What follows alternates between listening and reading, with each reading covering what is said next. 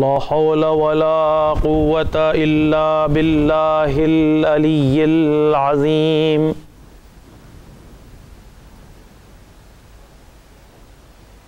أعوذ بالله من الشيطان الرجيم.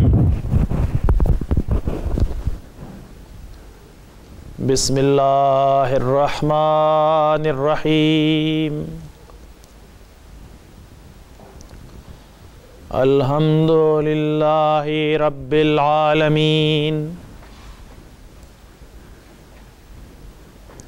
الصلاة والسلام على خاتم الأنبياء والمرسلين.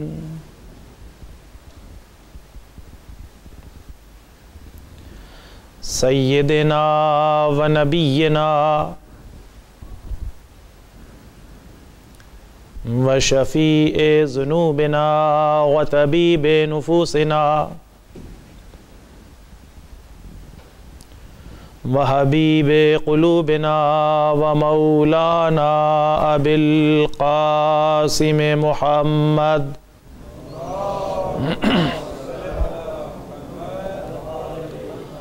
والصلاة والسلام على أهل بيته الطيبين الطاهرين المعصومين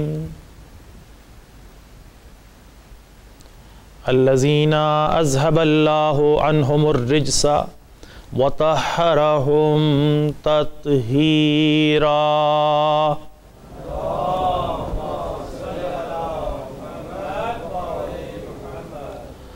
ولعنة الله على أعدائهم أجمعين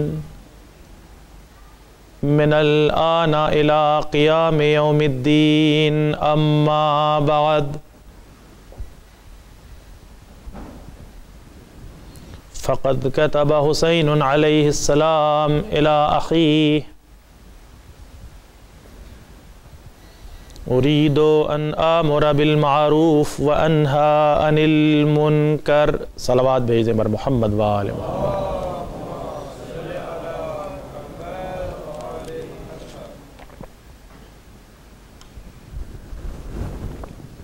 عزیزان گرامی،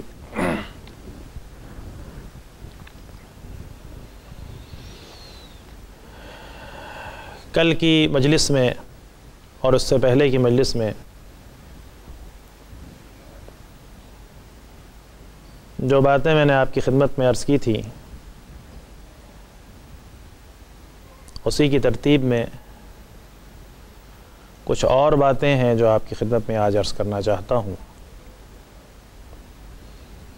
موضوعات اور باتیں بہت ساری ہیں جو لے کر آپ کی خدمت میں آیا ہوں، لیکن کچھ اتفاق ایسا ہوتا ہے بعض وقت جسے انسان پہلے سے نہیں جانتا. کل سے کچھ ایسی تکلیف مجھے ہو گئی سر میں چکر کی کہ جس چکر کے چکر میں ذرا مشکل ہو گئی میرے واسطے. اس کے نتیجے میں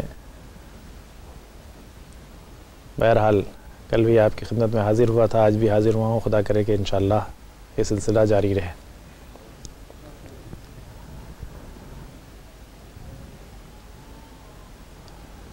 میں نے آپ کی خدمت میں عرض کیا تھا کہ کوئی بھی عظیم انسان، نہ فقط عظیم انسان بلکہ کوئی بھی انسان اپنے کسی بھی کام کو بغیر مقصد نہیں کرتا ہے اگر کوئی عقل و خرد رکھنے والا انسان ہو. چیر اسد ایسا شخص اور ایسا انسان، ایسی عظیم شخصیت جو دنیا کے لیے نمونہ عمل بن کر آئی ہو، امت کے لیے ہادی بن کر آیا ہو،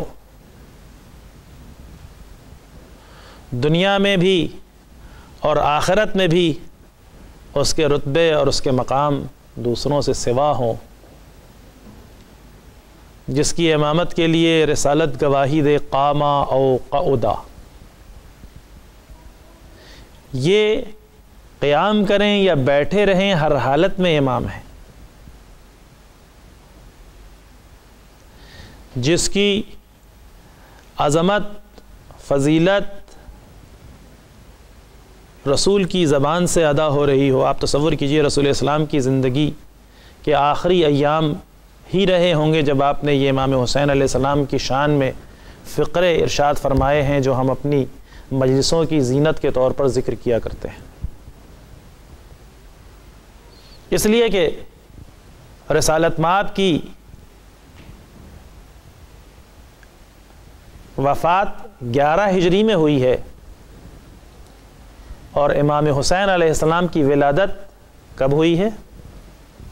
پھر کہیے گا میں چونکہ ٹیچر زیادہ ہوں، مولوی کم، مولانا کم، ذاکر کم، لہٰذا میرا انداز بھی زیادہ تر ٹیچر والا ہوتا ہے. کچھ بولتا ہوں میں، کچھ پلٹ کر چاہتا ہوں آپ سے. ایک مرتبہ صلوات بھیجنے پر محمد و آل محمد.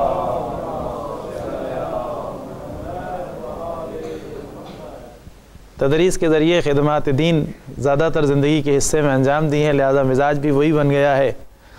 گرچہ مجلس کے اندر بھی اگر یہ شکل رہتی ہے تو میں محسوس کرتا ہوں کہ مومنین پھر پوری طرح متوجہ ہو جاتے ہیں، اور بہترین طریقہ ہوتا ہے لوگوں کو اپنی طرف متوجہ کرنے کا. سب سے پہلی تو گزارش میں کرتا ہوں کہ میری مجلس میں جوانوں کو ٹیک لگا کر بیٹھنے کی بالکل اجازت نہیں ہے. آگے آئیے، شاباش، یہاں تشریف لائیں بچوں، آئیے. صلوات بھیجیں پر محمد و آل محمد. اور آپ حضرات بھی آگے تشریف لے آئیں تاکہ بعد میں آنے والوں سے آگے بہت گنجائش ہے. اور آپ جانتے ہیں کہ ہماری مجلسوں کا ایک طریقہ کار بھی ہے، آگے مجمع بیٹھا رہتا ہے تو ذرا پڑھنے میں بھی لطف آتا ہے اور سننے میں بھی مزہ آتا ہے. بہرحال عزیزان گرامی، آؤ بچوں ادھر آؤ، شابش، آؤ ادھر آؤ، شابش.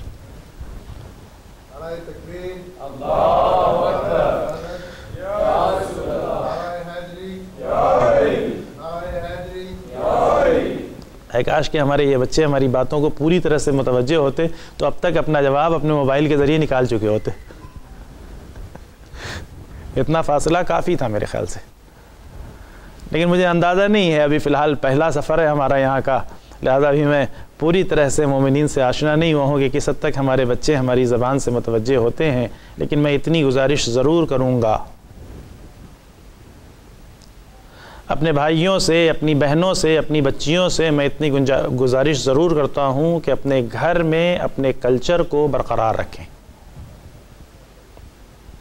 والدین بچوں سے اپنی زبان میں گفتگو کریں، اور یہ آپ کی شرعی ذمہ داری ہے.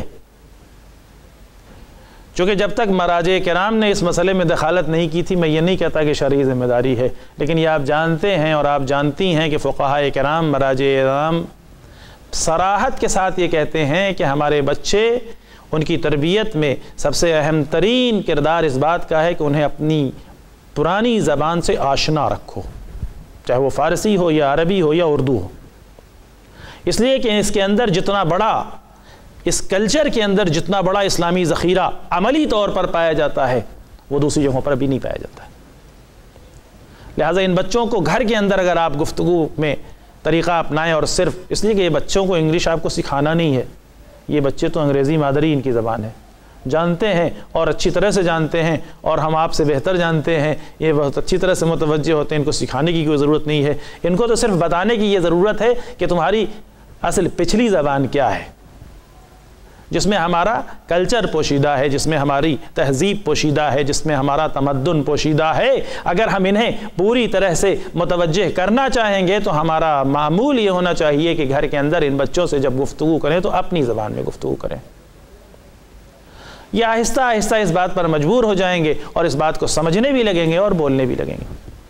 بہرحال یہ ہماری ذمہ داری ہے، اور اس ذمہ داری کو ادا کرتے ہوئے میں نے اس ممبر سے آپ حضرات کی خدمت میں بھی یہ پیغام پہنچا دیا. اگر آپ نے سن رکھا ہوگا تو تکرار ہو گئی ہوگی، نہیں سنا ہوگا تو سن لیا. صلوات بھیج دیں پر محمد و آل محمد.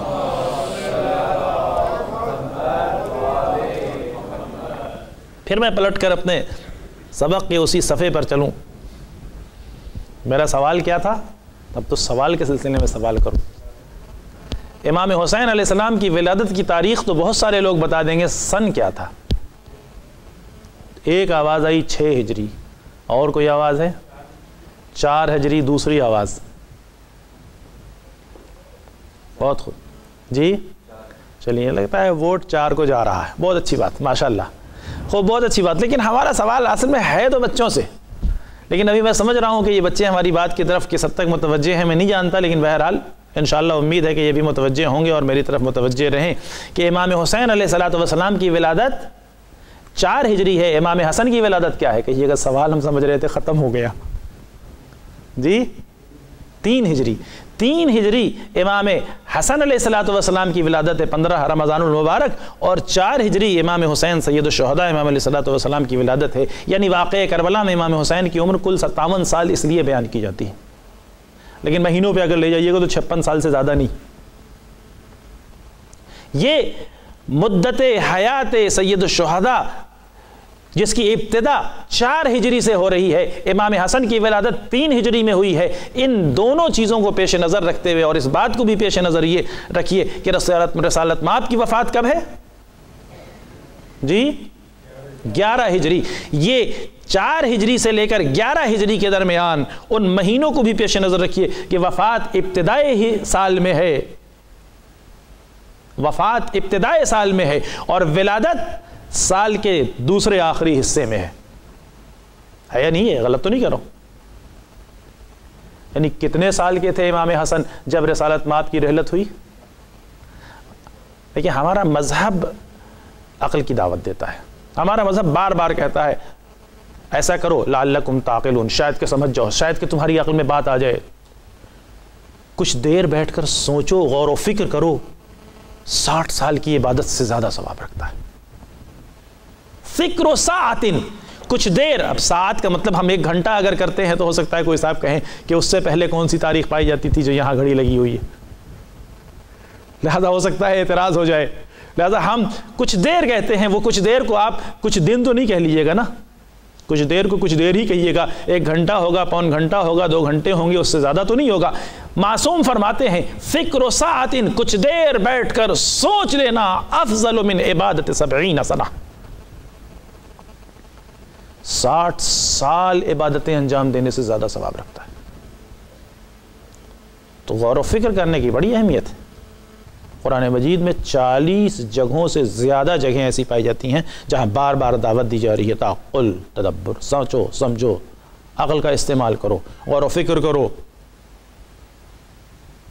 ہمارا مذہب عقل کی بنیاد پر پایا جاتا ہے، اور دوسرے جو یہ سب ہمارے سلسلے میں باتیں کہا کرتے ہیں، ان کا 40 پاروں کا چائے میں تھوک ملا دیا جاتا ہے، یہ سب اسباب کیا ہیں؟ دور رکھنے کے اسباب ہیں، ورنہ ایمانداری سے جانتے ہیں کہ ان سے قریب آئیں گے تو ان کے ہاں عقل کی باتیں ہیں، بے عقلی کی باتیں نہیں ہیں۔ وہ ایک الگ بات ہے کہ ہمارے مومنین کے درمیان بھی کچھ بے خردی کی بات کر جاتے ہیں، ان سے مذہب کے اوپر کوئی حرف نہیں آتا ہے، لیکن مذہب جو پیغام دیتا ہے وہ عقل کی بنیاد پہ پیغام دیتا ہے۔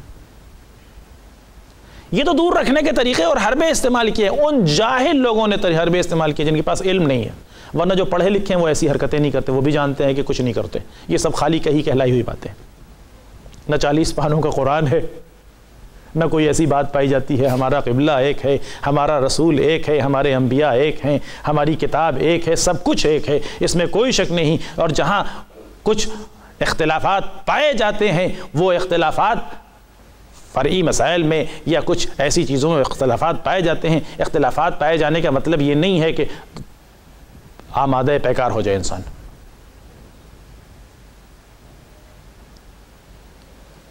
حقیقت حال یہ ہے ہمارا مذہب عقل کی بنیاد پر ہے، لوگ جو سمجھ چکے ہیں وہ ہم سے دور رکھنا چاہتے ہیں، اور دور رکھنے کا سبب صرف یہی ہے کہ عقل کی بنیاد پر ہے۔ ہمارے یہاں کوئی ایک بات عقل سے ہٹ کر نہیں ہے۔ اور جب تذکرہ ہوا ہے تو یہیں پر میں آپ کی خدمت میں عرض کروں، بجائے اس کے کہ جو دوسرا موضوع لے کر کے آیا تھا اس کو چھوڑوں،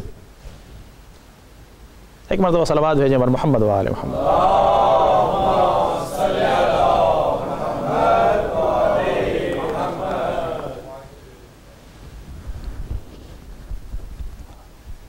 ہم مومنین میں شمار ہوتے ہیں۔ مومن کا مطلب کیا ہوتا ہے جی؟ صاحب ایمان۔ اور مزے کی بات یہ ہم خود کو مومن کہتے ہیں، کہتے ہیں نہیں کہتے؟ ہم مومنین میں شامل ہیں، ہمارا شمار مومنین میں، اور یقیناً مومنین میں شمال ہے، اور کیوں نہیں شمار ہو، ہم یقیناً صاحب ایمان ہیں۔ اللہ ہمارے اس ایمان کو محفوظ رکھے اور اسی پر باقی رکھے اور اسی پر موت آئے، اس میں کوئی شک نہیں۔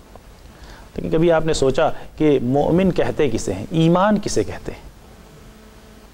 ایک چیز ہوتی ہے علم، اور ایک چیز ہوتی ہے معرفت، اور ایک تیسری چیز ہوتی ہے جس کا نام ہوتا ہے ایمان۔ علم کہتے ہیں جانکاری کو کسی چیز کے سلسلے میں۔ میں پہلی مرتبہ جب یہاں آیا تھا اس سے پہلے مجھے نہیں معلوم تھا کہ یہ ہال یہاں پر کیسا ہے، کیا شکل ہوگی، کیسی نشست ہوگی، کس طرف سے آمد و رفت ہوگی، کیا سلسلہ ہوگا، کچھ نہیں معلوم۔ جب میں آیا تو میرے علم میں یہ جگہ آ گئی ہے، نہیں ایسا ہی ہوتا ہے نا۔ میں ایک شہر میں پہنچا، میں افراد کو نہیں پہچانتا تھا، ایک ڈاکٹر کی ضرورت تھی، نہیں پہچانتا تھا، لوگوں نے پہچانوایا فلاں ڈاکٹر صاحب ہیں۔ میں ملاقات کی، میری معلومات میں اضافہ ہو گیا کہ یہاں فلاں صاحب رہتے ہیں جو کہ ڈاکٹر ہیں، اور میری معلومات میں اضافہ ہونے کے ساتھ ان کے سلسلے میں مجھے علم ہو گیا۔ علم کے بعد کبھی ایسا ہوتا ہے کہ انسان علم جب بڑھتا ہے تو علم بڑھنے کے بعد میں نے بڑھ کر ان کا علاج کیا، علاج کر کے میں نے محسوس کیا کہ ماشاءاللہ صحت میں بہتری ہے۔ لازم اب کسی نے پوچھا تو میں نے کہا جی نہیں، میں صرف جانتا نہیں ہوں بلکہ میں انہیں پہچانتا بھی ہوں۔ یہ معرفت ہوتی ہے، اور معرفت کے بعد ایک تیسرا درجہ ہوتا ہے جس کا نام ہے ایمان۔ کہ کبھی کسی نے پوچھا فلاں شہر میں ایک ڈاکٹر صاحب ہیں، آپ جانتے ہیں؟ کہا ارے جناب، جاننے کی بات دور، پہچاننے کی بات دور، ہم تو ان پر ایمان لے آئے۔ ایسا تشخیص دینے میں ماہر، ایسا طبیب حاذق کہ میں نے دنیا میں نہیں دیکھا ایسا ڈاکٹر۔ نبض دیکھ کر کے اس کو کوئی لیبارٹری کی کسی قسم کے ٹیسٹ کی ضرورت نہیں ہے کہ وہاں بھیج کر کے ٹیسٹ کروائے اور منگوائے۔ ایسا ہوتا ہی نہیں ہوتا ہے، زندگی میں مسائل آتے نہیں آتے۔ ہم کہتے ہیں بڑھ کر کے کہ ہمیں نہ صرف علم ہے، نہ صرف معرفت ہے، بلکہ ہم تو ان کو اچھی طرح سے پہچانتے ہیں، اور اس پہچاننے کے ساتھ ساتھ ہمیں ان پر ایمان ہو گیا ہے۔ ہم اس قدر ان کے اوپر اعتماد اور یقین رکھتے ہیں، جو کہہ دیں ہم مان لیں گے، آنکھ بند کر کے مان لیں گے۔ اور ایسے ایسے مطالبے کیے گئے ہیں، تاریخ میں بھی ملتے ہیں کہ لوگوں نے آنکھ بند کر کے ایمان کا مشاہدہ کیا ہے، کہہ دوں کہ اگر پیچھے لشکر ہے تو مان لو گے۔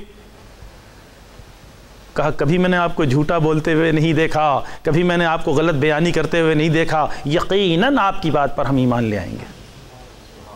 ایمان یہی ہوتا ہے ہی نہیں ہوتا ایمان یہ۔ ایمان کی منزل پر جب انسان پہنچ جاتا ہے کسی کے سلسلے میں بھی، رسول اسلام حضور اکرم صلی اللہ علیہ وآلہ وسلم سفر پر تشریف لے جاتے ہیں، بات سے بات نکل جاتی ہے، کہیں اور سلسلہ پہنچ جاتا۔ لیکن بہرحال تذکرہ ضروری ہے، عرض کر دوں۔ سنا ہوگا نام رسول اسلام کے ایک صحابی تھے جن کا نام تھا خزیمہ یا خزیمہ، دونوں طرح سے تلفظ کیا جاتا ہے ملک کے اختلاف کے ساتھ۔ بہرحال یہ خزیمہ جو رسول اسلام کے صحابی ہیں، ان کا ایک لقب ہے، مشہور ترین لقب، ذو الشہادتین۔ ذو الشہادتین کا مطلب آپ سمجھتے ہیں؟ جی ہاں، دو شہادتیں مطلب یقیناً دو شہادتیں۔ کسی کو لقب دے دیا دو شہادتیں مطلب یعنی دو مرتبہ گلا کٹا؟ نہیں، دو شہادتیں مطلب کیا ہوا؟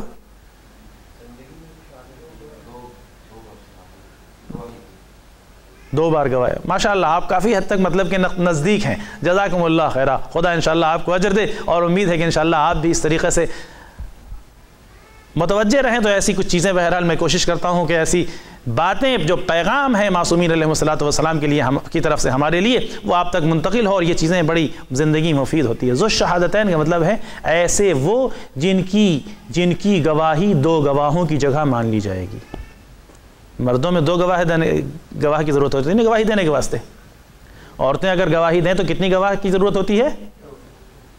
اب ہاں بہت مشکل ہے، ڈر کے بولنا پڑتا ہے، خاص طور سے ایک مرتبہ صلوات بھیجنے پر محمد وآل محمد۔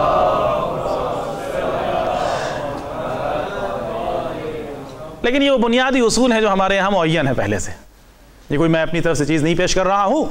عورتوں کی گواہی 4، مردوں کی گواہی 2، یعنی 1 کے برابر 2۔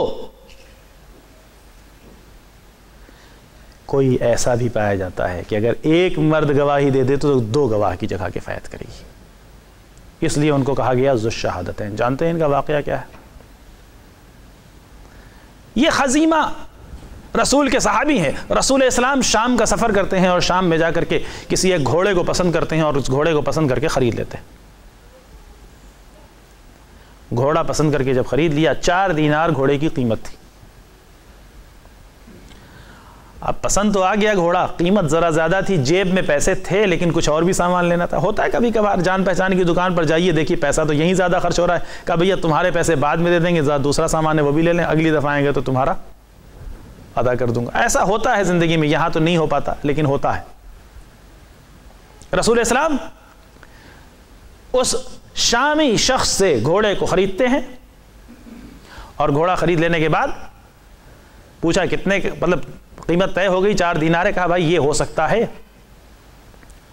وہاں کہ اس گھوڑے کی قیمت میں بعد میں دے دوں۔ کہاں سے تم آئے ہو؟ کہا میں مدینے سے آیا ہوں۔ کہا اچھا تم بھی مدینے سے آئے ہو؟ تو میں بھی مدینے سے آیا ہوں۔ یا اگر واقعہ مکے کے دور کر رہا ہو تو مکے کے صحیح، تم بھی وہاں سے آئے ہو، ہم بھی وہاں سے آئے ہیں، دونوں وہیں سے آئے ہیں، کیا مشکل ہے؟ جب وہاں پہنچیں گے واپس تو پہنچ کر تمہاری قیمت کو چکا دیا جائے گا۔ بظاہر مدینے ہی کا واقعہ ہے۔ اس نے کہا ٹھیک ہے کوئی بات نہیں۔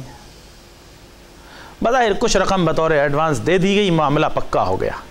معاملہ پکا ہو جانے کے بعد کچھ دنوں کے بعد جب اپنے وطن واپس آ گئے، وطن پہنچنے کے بعد قیمت کو لے کر کے اس شخص کے پاس، اس شامی شخص، اس شخص کے پاس جو گھوڑا رکھنے والا شخص تھا، اس کے پاس پہنچتے ہیں اور پہنچ کر کہتے ہیں کہ میرا گھوڑا دے دو، یہ قیمت لے لو۔ اس نے کہا کون سا گھوڑا؟ کہا تم سے مگر شام میں معاملہ نہیں ہوا تھا، گھوڑا خریدا تھا، قیمت کی بات ہو گئی تھی، تم تیار ہو گئے تھے۔ کہا اگر کوئی ایسی بات ہوئی تھی تو گواہ لے کر آئیے۔ اب ایمانداری سے بتائیے، پہلے ہم تاریخ کا واقعہ بیان کریں یا پہلے ہم آپ سے پوچھیں؟ پہلے میں آپ سے پوچھتا ہوں، اگر ہمارے پاس رسول اسلام آ جاتے اور ہم سے کہتے کہ چل کر گواہی دے دو،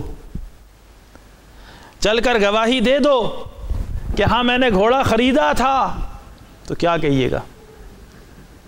کیا فرماتے ہیں مومنین کرام، صاحبان ایمان؟ فرمائیے کیا فرماتے ہیں؟ اگر ہمارے درمیان تشریف لے آئیں اور کہیں کہ چلیے چل کر گواہی دے دیجئے تو ہم کیا کہیں گے؟ ہمارا تو جواب یہی ہوگا نا، یا رسول اللہ ہم تو تھے نہیں موجود، گواہی کیا ہے کہ دیں گے؟ یہی کہیں گے نا، کوئی اور جواب تو نہیں ہے ہمارے پاس؟ گواہی دے دیں گے؟ اے خدا جب موجود نہیں تو کیسی گواہی دے دیں گے؟ بہت جزاک اللہ، نکتہ محفوظ۔ رسول اسلام نے کہا اپنے اصحاب کے درمیان جا کر، کہا چلو چل کر گواہی دے دو۔ ایک ایک سے کہا، کہتے ہیں کہ کس چیز کی گواہی دے دیں؟ کہا شام میں یہ معاملہ کیا تھا۔ کہا ہم تو تھے نہیں، ہم کیسی گواہی دے دیں؟ مگر غلط کہا انہوں نے۔ دوسرے سے کہا ہم تو موجود نہیں تھے، کس چیز کی گواہی دے دیں؟ تیسرے سے کہا ہم تو موجود نہیں تھے، خزیمہ بیٹھے ہوئے تھے، اٹھ کر کھڑے ہو گئے، یا رسول اللہ ہم گواہی دینے کے لیے تیار ہیں۔ کہا خزیمہ چلو گواہی دے دینا، لیکن یہ تو بتاؤ گواہی دو گے کیسے؟ تم بھی تو موجود نہیں تھے، کس چیز کی گواہی دو گے؟ کہا یا رسول اللہ جو فرمائیے گا اس کی گواہی دوں گا۔ کہا کیسے گواہی دو گے؟ تم موجود نہیں تھے۔ کہا اس طرح گواہی دوں گا، آپ نے کہا کہو اللہ ایک ہے، گواہی دو۔ ہم نے کہاں دیکھا؟ آپ کے کہنے پر ہم نے کہہ دیا اشہد ان لا الہ الا اللہ۔ آپ نے کہا میں اللہ کا بھیجا ہوا رسول ہوں۔ ہم نے نہیں دیکھا کہ اللہ نے رسول بنا کر آپ کو بھیجا ہو۔ آپ کی بات پر اعتماد کرتے ہوئے ہم نے کہا اشہد ان محمد رسول اللہ۔ اس گھوڑے کی کیا اوقات ہے، اس گواہی کی کیا حیثیت ہے؟ اس کو کہتے ہیں ایمان۔ اب ہم ذرا اپنا حساب جوڑیں۔ افراد پہچان کر بات کی جاتی ہے، ہر جگہ ایک فارمولہ نہیں ہوتا ہے کہ ہم نے دیکھا نہیں ہے لہٰذا ہم کیسے گواہی دیں گے۔ آ کر کہنے والوں کو تو دیکھو وہ کہہ کون رہا ہے۔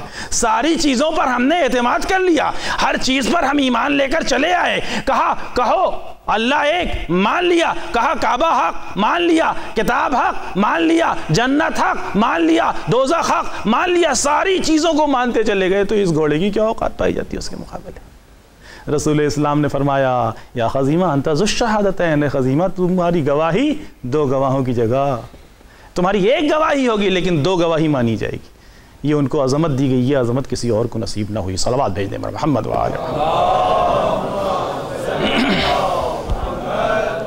تو عزیزان گرامی، ہم ہیں صاحبان ایمان، دعوائے ایمان مؤمن۔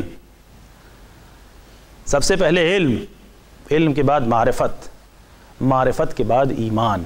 ایمان خاص طور سے کس کے سلسلے میں ایمان؟ امامت ائمہ کے سلسلے میں، یہیں سے تو ہے معاملہ۔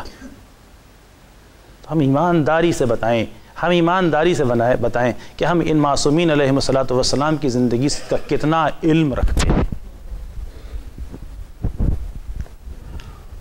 ان کی سیرت سے کتنا زیادہ باخبر ہیں، کتنا علم رکھتے ہیں۔ دوسرا مرحلہ ہے کہ ان کے سلسلے میں ہم کتنی معرفت رکھتے ہیں۔ تب پھر تیسرا مرحلہ آئے گا کہ واقعاً ہم صاحب ایمان ہیں بھی یا نہیں ہیں۔ اگر ہمیں واقعاً اپنے ایمان کو محفوظ رکھنا ہے، اگر ہمیں واقعاً صاحب ایمان بننا ہے، اگر واقعاً ہمیں ایمان کی موت مرنا ہے، اگر واقعاً ہمیں ایمان پر باقی رہنا ہے، تو ہمارے لیے ضروری ہے کہ ان معصومین علیہ السلام کی زندگی کو دیکھیں، ان کی سیرت سے باخبر ہوں۔ بچوں کو ادھر ادھر کے قصے کہانیاں گھر میں مائیں نہ سنائیں، ان کی زندگی کے حالات سنائیں، ان کی زندگی کے واقعات سنائیں۔ ہر طرح کے واقعات مل جائیں گے، بچوں کی دلچسپی کی بھی واقعات مل جائیں گے، اور اس طریقے سے ماحول بنائیں کہ ہمارے ماحول میں معصومین علیہ السلام کی بابت نہ فقط علم، نہ فقط معرفت، بلکہ ہم واقعاً ایمان کی منزل تک پہنچ سکیں۔ صلوات بھیجتے ہیں محمد۔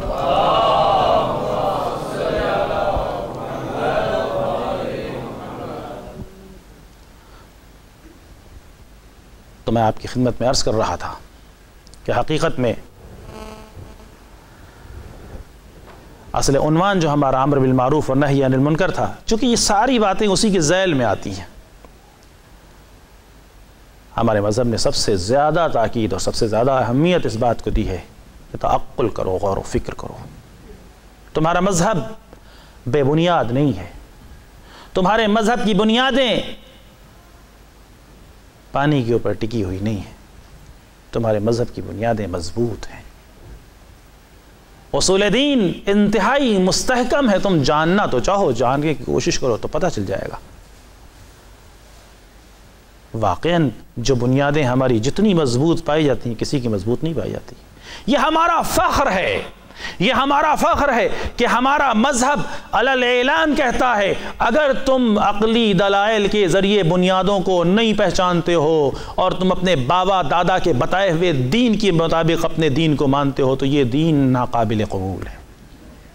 دوسرا کوئی مذہب ایسی بات نہیں کہتا، ہر دوسرے مذہب میں یہ بات پائی جاتی ہے۔ اس بات کو مان لو، چونکہ ایسا ہی ہوتا چلا آیا ہے، جو فروعی باتیں ہیں، جو برانچز ہیں، ان میں دلیل تلاش کر لینا۔ ہمارے یہاں کہا گیا نہیں، بنیادوں کو دلیل سے مان لو۔ جب مان لیا کہ یہ حق ہیں، یہ صداقت ان کے یہاں پائی جاتی ہے، سچائی ان کے یہاں پائی جاتی ہے، غلط بیانی یہ نہیں کرتے، یہ وہی دیتے جو خدا سے لیتے ہیں، تو پھر اس کے بعد جو کچھ کہتے چلے جاتے ہم مانتے چلے جاتے ہیں۔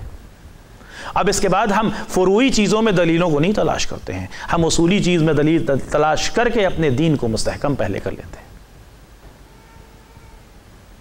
یہ صرف ہمارا افتخار ہے اور کسی کا افتخار نہیں ہے کہ ہم بنیادی چیزوں میں اصول دین کے سلسلے میں دعوت دیتے ہیں کہ اصول دین کو دلیلوں کے ذریعے جانو۔ بھائیوں، میری بہنوں، ایک بار انصاف کے ساتھ سوچو، ٹھنڈے دل سے سوچو، سینے پر ہاتھ رکھ کر کے تھوڑا دیر غور و فکر کو۔ یہ مذہب ہمارا غور و فکر والا ہے، انشاءاللہ کل بھی اسی موضوع پہ اگر موقع رہا تو آپ کی خدمت میں اور بھی باتیں عرض کروں گا۔ ذرا غور و فکر کریں اور سوچیں کہ واقعاً کیا ہم نے اپنے دین کے سلسلے میں کچھ واقفیت حاصل کی ہے؟ کیا ہم جو ایمان کے سلسلے میں اتنا دعویٰ بھرتے ہیں، دم بھرتے ہیں، کیا ہم سے اگر کوئی پوچھ لے کہ امامت کی ضرورت پر ایک دلیل دے دو تو ہمارے اندر یہ صلاحیت پائی جاتی ہے کہ اپنی صلاحیت بھر بھی جواب دے لیں؟ کیا ہم سے کوئی یہ پوچھ لے کہ اللہ کے وجود پر ایک دلیل دے دو تو ہم دلیل دے سکتے ہیں؟ باتیں تو بہت بڑی بڑی کر لیتے ہیں۔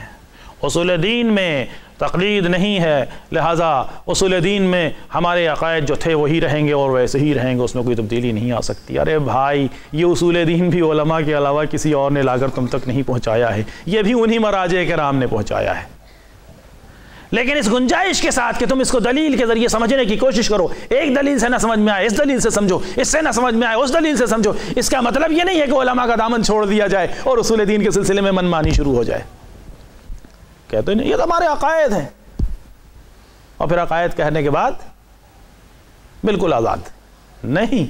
اصول دین بھی علماء ہی سے ملے ہیں، ہم تک اگر دین پہنچا ہے تو علماء و فقہاء و مراجع کرام ہی کے ذریعے پہنچا ہے، یہ کسی اور نے لا کر ہم تک نہیں پہنچایا ہے، اور ادھر ادھر کا لایا ہوا ہمارے لیے معتبر بھی نہیں ہے۔ غلط تو نہیں کہتا ہوں؟ لہذا اصول دین کو دلیلوں کے ذریعے جاننے کی کوشش کریں۔ ایک بار انصاف سے سوچئے، خدا کی وحدانیت پہ کیا ہمارے پاس کوئی ایک دلیل بھی پائی جاتی ہے جو سامنے والے کو، اپنے ہی اسٹینڈرڈ والے کو قانع کر سکوں؟ کیا خدا کے 10 عدد صفات ذکر کیے گئے ہیں، جو پازیٹیو صفات ذکر کیے گئے ہیں، کیا ہر ایک کے سلسلے میں ایک ایک چھوٹی چھوٹی سی دلیل ہمارے پاس پائی جاتی ہے؟ خدا کے سلسلے میں 10 عدد صفات سلبیہ ذکر کیے گئے ہیں، 8 عدد صفات سلبیہ ذکر کیے گئے ہیں، کیا ہمارے پاس ان سب کے سلسلے میں ایک چھوٹی چھوٹی سی دلیلیں پائی جاتی ہیں؟ کیا ہم عادل خدا کے واسطے بڑے زور سے ببانگ دوہل کہتے ہیں ہمارا خدا عادل ہے؟ یقیناً ہمارا خدا عادل، اس میں کیا شک پایا جاتا ہے؟ زور سے کہیں، آہستہ کہیں، ہے وہ عادل، لیکن کیا عدالت کا مفہوم سمجھتے ہیں؟ کہ عدالت اور مساوات کا فرق سمجھتے ہیں؟ کیا ہمارے پاس خدا کے عدل کے سلسلے میں دلیل پائی جاتی ہے؟ ہم نے عدالت اور مساوات کے فرق کو نہیں محسوس کیا، لہٰذا کہیں کہیں ہم شکوہ کر دیا کرتے ہیں، اس کو تو نے دیا مجھے نہیں دیا، کرتے ہیں نہیں کرتے ہیں؟ اس کے ساتھ تو نے ایسا کیا، میرے ساتھ ایسا کر دیا، وہ تو ٹھیک۔ مساوات الگ چیز ہوتی ہے، عدالت الگ چیز ہوتی ہے۔ اگر کسی اسپتال میں 10 مریض ہوں اور ڈاکٹر آ کر کے سب کو اٹھا کر ایک انجیکشن لگا دے بغیر اس کی ضرورت کو سمجھتے ہوئے، کیا یہ عدالت ہے یا مساوات ہے؟ یہ مساوات ہے، عدالت نہیں ہے۔ اگر اس جگہ پر بیٹھے ہوئے 25 قسم کے 25 عمر میں افراد بیٹھے ہوئے ہیں، سب کو اٹھا کر 4 روٹیاں دے دی جائیں، کیا یہ عدالت ہے؟ مساوات تو ضرور ہے لیکن عدالت نہیں ہے۔ عدالت یہ ہے کہ ہر ایک کو اس کی ضرورت کے مطابق چیز دی جائے۔ ہم کیا جانیں اس سے بہتر کہ ہماری ضرورت کیا ہے؟ اس نے جو ہمیں دیا ہے اتنے ہی میں ہم سے جواب مانگا ہے، اس سے زیادہ کا جواب مانگا ہوتا تب ظلم ہوتا۔ اس نے 1 آنکھ دی تو 2 آنکھ کا جواب نہیں مانگا، اس نے 1 ہاتھ دیا تو 2 ہاتھوں کا جواب نہیں مانگا، اس نے پیر نہیں دیے تو پیر کا جواب نہیں مانگا، اس نے اگر عقل نہیں دی تو زندگی کے کسی عمل کا جواب نہیں مانگا۔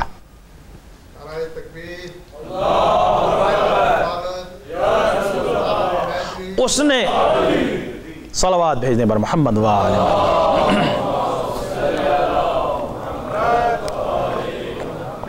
ظلم اس وقت ہوتا کہ اس نے ہمیں آنکھ نہ دی ہوتی اور پوچھتا کہ قرآن کیوں نہیں پڑھا تھا،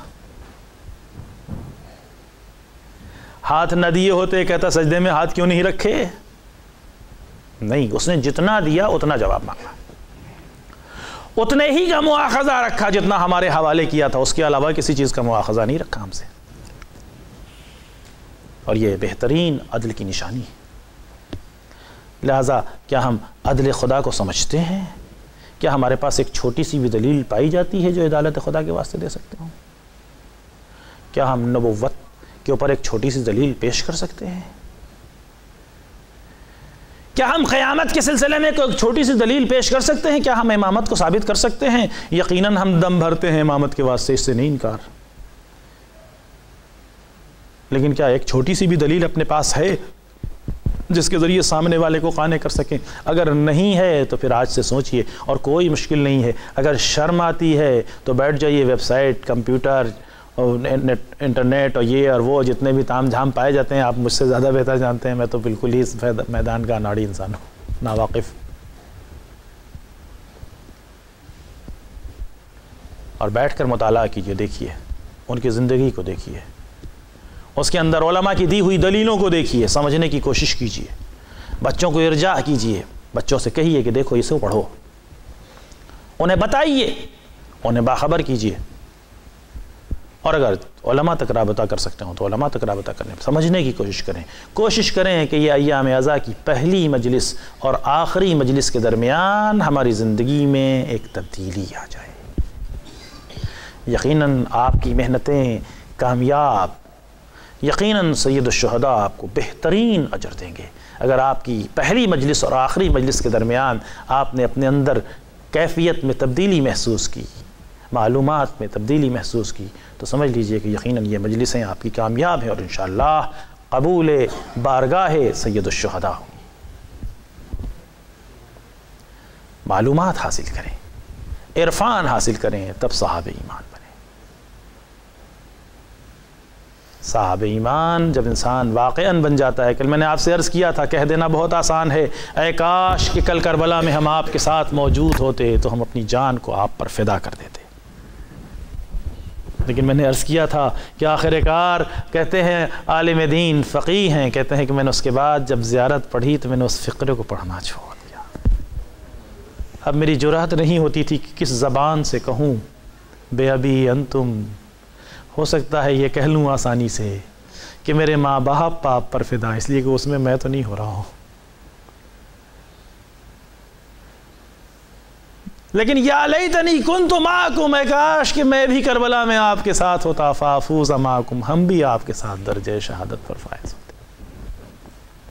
لیکن جو صاحب ایمان تھے ان کا عالم یہ تھا کہ جب سید الشہداء نے مخاطب ہو کر آواز دی تھی، کہاں ہو میرے شیرو، کہاں ہو میرے جوانوں، کہاں ہو میری گود کے پالو، کہاں ہو میرے ساتھیوں، کہاں ہو میرے انصار، کہاں ہو حبیب ابن مظاہر، کہاں ہو آنو محمد، کہاں ہو مسلم ابن اوسجا، تو لاشہائے شہداء تڑپنے لگے، میرے مولا اگر مجھے موت نے مجبور نہ کیا ہوتا تو ہم آپ کی نصرت سے باز نہ آتے، ہمیں قتل کر کے ٹکڑے ٹکڑے کر دیا جاتا، جلا کر خاکستر بنا دیا جاتا، دوبارہ زندہ کیا جاتا، پھر بھی ہم آپ کی نصرت سے باز نہ آتے۔ اجرکم اللہ، اجرکم اللہ، خدا نہ رلائے سوائے غم سید الشہداء۔ عزادارو، یہ ایمان کے وہ کامل اور بہترین نمونہ تھے جنہوں نے ہمیں زندگی گزارنے کا سلیقہ بتا دیا، کس کی مصیبت ذکر کروں اور کس کے مصائب پڑھوں۔ آج اہل بیت اطہار کا قافلہ سرزمین کربلا پر پہنچ چکا ہے۔ 2 محرم مورخین لکھتے ہیں کہ امام حسین کا قافلہ سرزمین کربلا پر پہنچ گیا، اور اس کے بعد بعض افراد یہ ذکر کرتے ہیں کہ خیمے دریا کے کنارے نصب ہوئے، اور 5 محرم کو یہ خیمے دریا کے کنارے سے ہٹائے گئے۔ لیکن عزیزو، بہت ہی معتبر عالم دین اپنی کتاب میں تحریر فرماتے ہیں کہ یہ تاریخ کربلا پر ایک اضافی بات ہے کہ 2 محرم کو امام حسین کا قافلہ دریا کے کنارے نصب ہوا اور 5 کو خیمے ہٹائے گئے، نہیں 2 ہی محرم کو جب اہل بیت اطہار کا قافلہ سرزمین کربلا پر پہنچا تھا تو ظالموں نے اتنا مجبور کیا کہ یہ خیمے دریا کے کنارے نصب نہ ہو سکے۔ اب تصور کیجئے، جب دریا کے کنارے خیمے نصب نہ ہوئے ہوں گے تو خیمے میں آب و دانہ بھی 2 تاریخ کے بعد نہیں پہنچا۔ ہاں، یہ ضرور ہوا کہ 5 محرم کے بعد آب و دانہ قلیل ہو گیا، اب مقدار اتنی کم ہو چکی تھی کہ بزرگوں نے فاقہ کرنا شروع کر دیا۔ 7 محرم کے بعد خیموں سے چھوٹے بچوں کی صدائیں بلند تھی، ارے سوکھے ہوئے مشکیزے تھے، آوازیں بلند ہو رہی تھی، اللہ تاش، اللہ تاش، ہائے پیاس، ہائے پیاس، الا لعنت اللہ علی القوم الظالمین وسیعلم الذین ظلموا ای منقلب ینقلبون، انا للہ و انا الیہ راجعون۔ الہی بحق الزہراء و ابیہا و بعلہا و بنیہا والسر المستودع فیہا، پروردگار ہمارے گناہوں کو بخش دے، مالک پروردگار ہماری اس عبادت کو قبول کر لے، مالک تو جیسا چاہتا ہے ویسا ہمیں بنا دے، اس دنیا سے نہ اٹھانا جب تک تو ہم سے راضی نہ ہو جانا، مالک پروردگار ہمیں اس بات کا اہل بنا دے کہ جب امام زمانہ کا ظہور ہو تو ہم ان کے مددگاروں کی فہرست میں شامل ہو سکیں۔ پروردگار ہمارے گناہوں کو بخش دے، ہمارے بزرگوں کے گناہوں کو بخش دے، ان کی قبروں پر رحمت نازل فرما، مالک پروردگار ہمیں توفیق دے کہ ہم اپنی نسلوں کی بہتر سے بہتر تربیت کر سکیں۔ پروردگار ہماری نسلوں کو بہترین نسل بنانا، پروردگار امام حجت کے ظہور میں تعجیل کر، ہمیں ان کے مددگاروں میں شمار فرما۔ اللہم صلی علی محمد۔